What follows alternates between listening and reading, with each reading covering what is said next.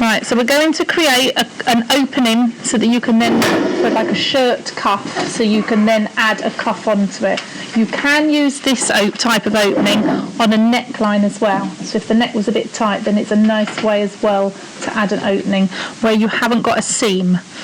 So your desired opening, this has got seam allowance on the bottom, would, if this is 10 centimetres with 1 centimetre seam allowance, this pattern that you've created is double the height of the cut. So on your pattern it would just have a drill mark at the end and then a notch here, so you know just to slice that up to open it.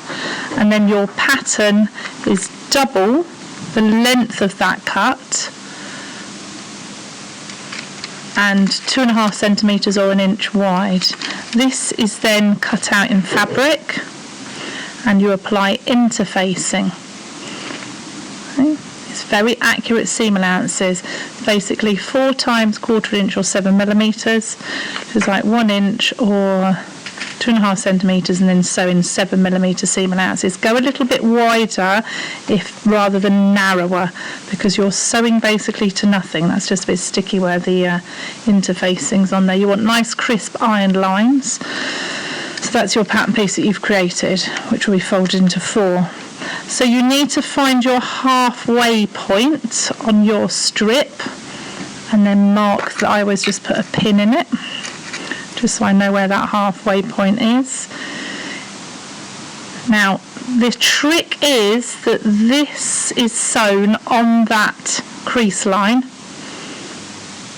but this bit here, when you open up your sleeve or neck of your garment, that bit that you've cut up to at that halfway point where I've just shown, so I've just folded it in half. Right, I've got raw edge and then half seam allowance, right sides together. Now remember, with sleeves you have a left and a right.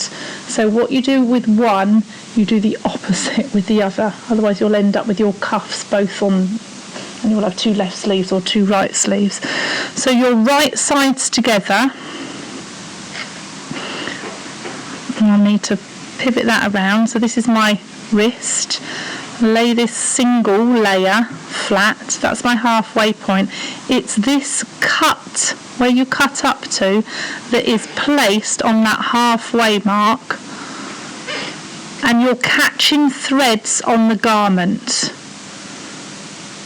So when you pin it at that halfway mark, you need it to be sewn on here at the 1/4 inch, but you're literally catching threads when you sew it on the garment. If you don't do that, it won't be able to close again when you've sewn it, after you've sewn it.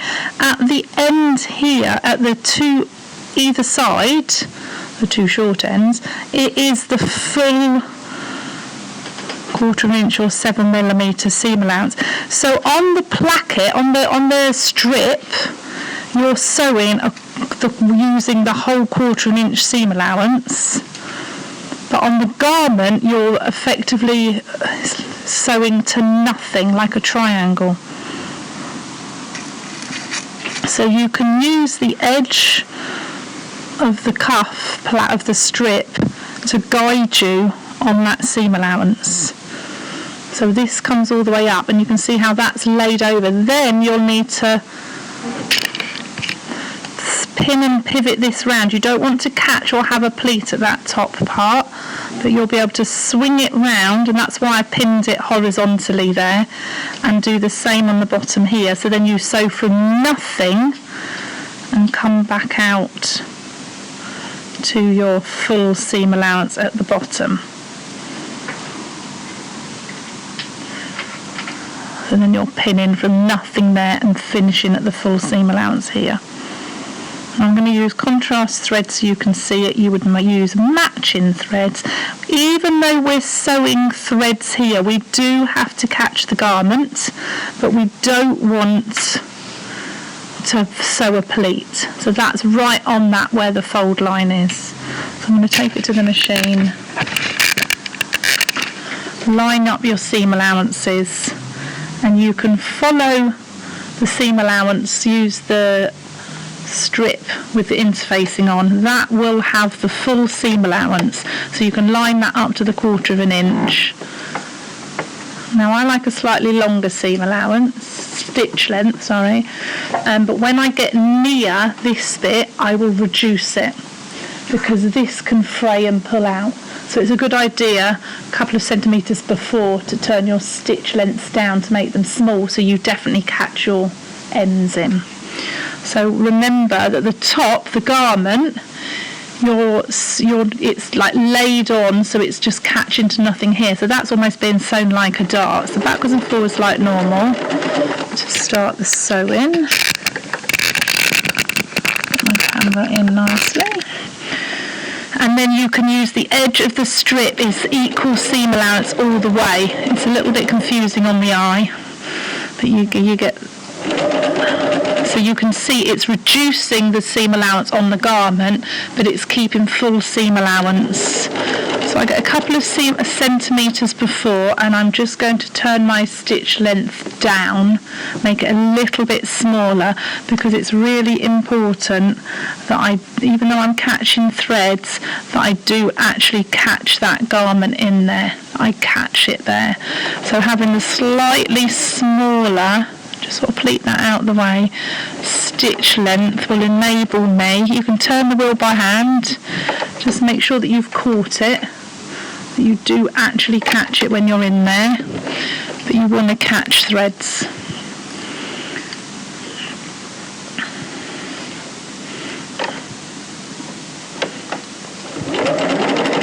And then once I'm on the home run, I'll put my stitch length back up, just in case I do need to unpick it.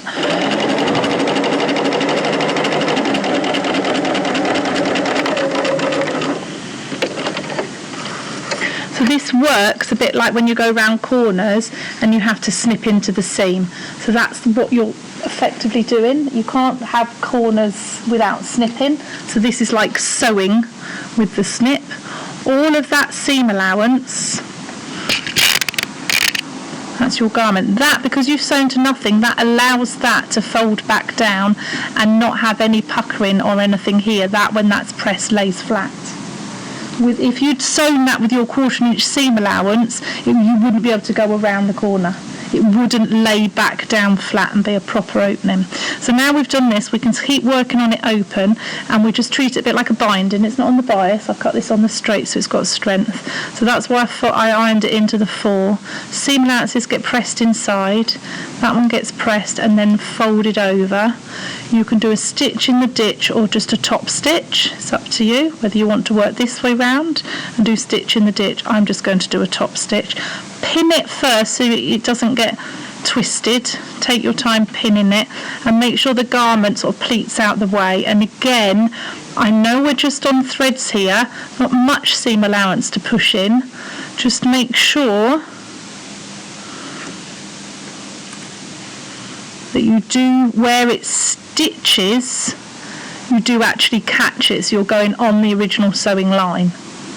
Otherwise those threads and that, you'll be able to see it. So just make sure when you do that you definitely catch those threads and make sure all of those, so you're just overlapping it on that stitch line a little bit. So you're stitching where the original sewing line was effectively. And you can do a top stitch, or you could do from the other way round and a stitch in the ditch. And make sure your seam allowances, even this one here, they're all pressed onto the inside, so then that's all caught with the binding. So it's a bound opening, and this is one way of using for a cuff, shirt cuff, or there's a different method with a wider, but this is one more normally light women's wear, lightweight fabrics, they'd use this one rather than a more traditional shirt. So then we can go back to the machine, do the stitching. Remember, I'm doing a contrast thread, which you wouldn't do. Practice getting a nice even edge stitch. So even if it's in a same colour matching thread, you still want it to be nice and even. And then here you don't want that pleated, it's sort of there, you just need to make sure it's out the way, that you don't catch an actual pleat.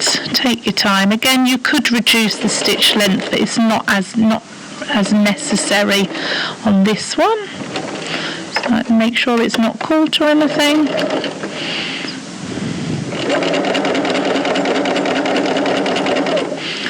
And the interfacing helps. It's gone off screen. So there we can see that's sewn, and that enables that to lay flat. Now you've got to decide which is the right side, which is the wrong side of the garment.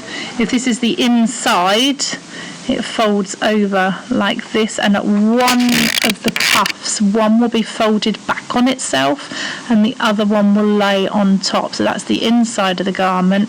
So from the outside, it will have then the cuff or neck laid on top, and then that's a nice, obviously you won't see the blue stitching, opening when it's all pressed.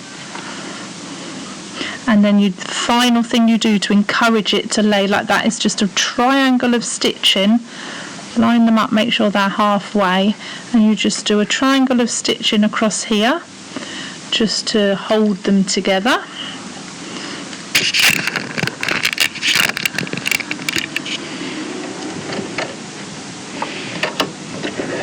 Again, don't catch the garment.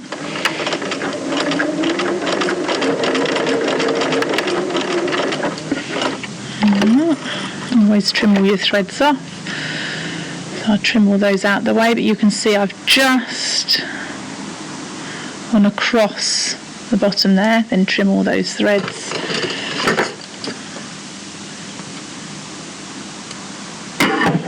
And then lay either whichever way it is with the cuff.